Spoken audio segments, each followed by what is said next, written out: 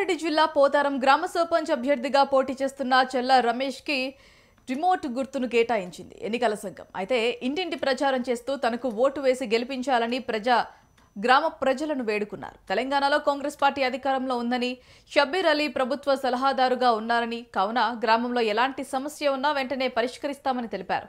గ్రామాన్ని అభివృద్ధి చేసి చూపిస్తామని తెలిపారు చెల్ల రమేష్. గెలిపించండి, మేము అభివృద్ధి పనులు చేస్తాము. నేను చల్ల రమేష్ను పోతారం గ్రామానికి చేస్తున్నాను.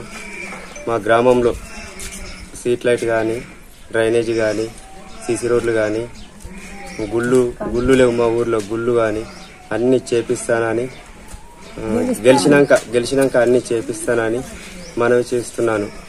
ఇంకా ఏదైనా చేపిస్తానని మనవి చేస్తున్నాను.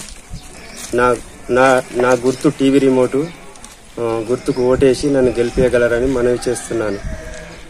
ఇది నా యొక్క విన్నపం. కాంగ్రెస్ పార్టీ నుంచి పోటీ చేస్తున్నాను.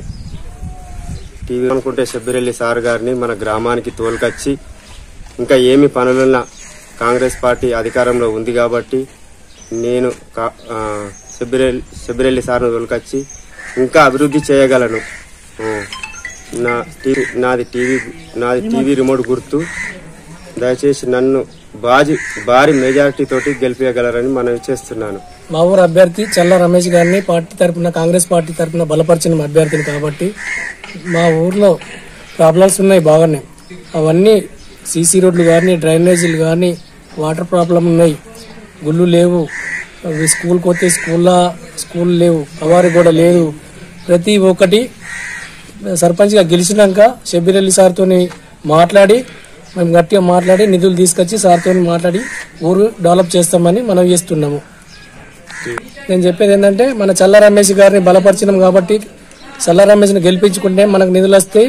మనం భారీ మెజార్టీతో గెలిపిద్దామని కోరుచున్నాను ఊరు గ్రామ ప్రజలందరికీ. గుర్తుకు ఓటేసి భారీ మెజార్టీతో పోతారు గ్రామ ప్రజలందరూ సపోర్ట్ చేసి మనం నిధులు డెవలప్ చేసుకోవాలని కోరుచున్నాను. అందరు ఆశీర్వాదం ఇవ్వాలా, ఓట్లేసి గెలిపించాలి.